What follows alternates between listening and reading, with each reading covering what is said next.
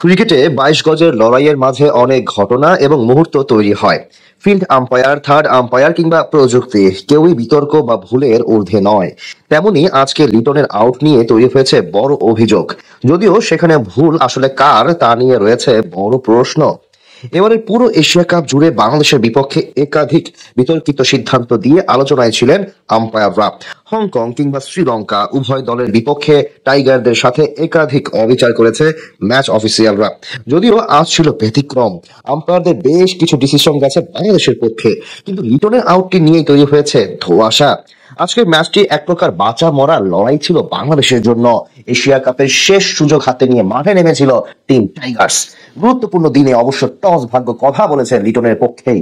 একাদশে 4 পরিবর্তন নিয়ে আগে ব্যাট করতে নেমে দারুণ শুরু করেছিলেন দুই ওপেনার তানজিদ তামিম এবং সাইফ হাসান। প্রথম 6 ওভারে কোনো উইকেট হারাতে দেননি তারা, যদিও পরের ওভারে 28 বলে 30 রান করে বিদায় নেন সাইফ হাসান। এরপর ক্রিজে আসেন লিটন দাস।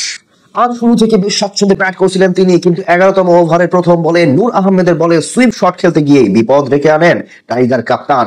সাথে সাথে জোরালো আবেদন করে ফিল্ডাররা, বিপরীতে সিদ্ধান্ত নাকচ করে দেন ফিল্ড আম্পায়ার।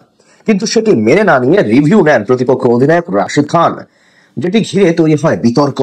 খালি চোখে প্রথমে দেখা যাচ্ছিল বল ছিল পিচিং আউটসাইড লেগ, এমনকি ফিল্ড আম্পায়ারও সেটা ভেবেই নট আউটের সিদ্ধান্ত দেন। কিন্তু রিপ্লেতে দেখা যায় বল লেগ স্ট্যাম্পে পড়ে মিডল স্ট্যাম্পে গিয়ে হিট করে।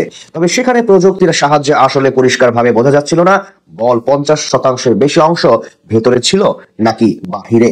আইসিসি নিয়ম হলো আম্পায়ার যদি নট আউট দেয় তাহলে বলের 50% এর বেশি অংশ উইকেট জোনের ভেতরে থাকতে হয় সেটাকে ওভার ট্রাম্প করতে। আবার যদি আম্পায়ার আউট দেন তাহলে 1% ভেতরে থাকলেই হবে। কিন্তু এখানে বোঝা যাচ্ছিল না বল আসলে কতটুকু ভেতরে ছিল। কিন্তু থার্ড আম্পায়ারের কাছ থেকে সেটি আউটের সিদ্ধান্ত আসে, যা নিয়ে তৈরি হয় ধোঁয়াশা। সাধারণত এমন বড় ম্যাচে এই বিষয়গুলো আরো জুম করে দেখা উচিত ম্যাচ অফিসিয়ালদের, কিন্তু সেটি করতে দেখা যায়নি আজ, যার ফলে 11 বলে 9 রান করে সাজঘরে ফেরেন লিটন দাস। তবে এদিন ব্যাট হাতে তানজিদ তামিম ছিলেন অসাধারণ।